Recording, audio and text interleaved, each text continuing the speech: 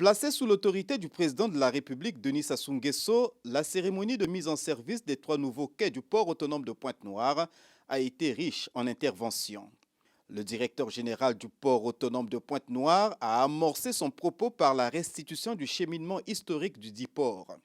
L'année 2009 constituant un repère important puisqu'elle consacre le début de la modernisation des installations portuaires.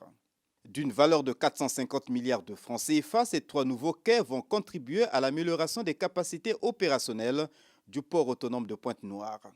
Congo Terminal, filiale du groupe Bolloré, partenaire du port autonome de Pointe-Noire, a investi près de 260 milliards de francs CFA entre 2009 et 2019, ce qui a permis l'acquisition de certains ouvrages.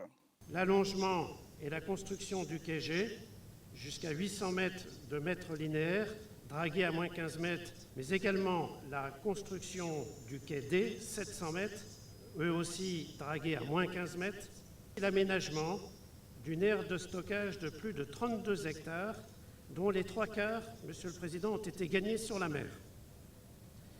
Cet investissement consiste également à l'aménagement d'une zone logistique multimodale connectée au CFCO pour mieux desservir Brazzaville, mais également tous les pays de l'Hinterland.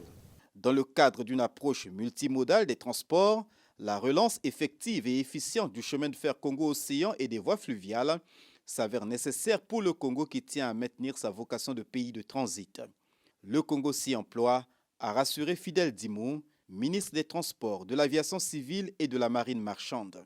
Comme le port ne peut vivre en autarcie, reste donc à améliorer les autres maillons de la chaîne, que sont notamment le rail et le fleuve, pour une approche multimodale des transports.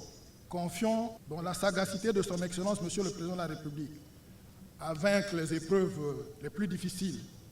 Je suis persuadé que la bataille de la réhabilitation du CFCO sera gagnée pour lui redonner son lustre, ainsi que celle des voies navigables et des transports fluviaux. Puis s'en suivit notamment l'exécution du rituel traditionnel par les dépositaires du pouvoir ancestral, la coupure du ruban symbolique marquant la mise en service des 3 nouveaux quais et la visite guidée.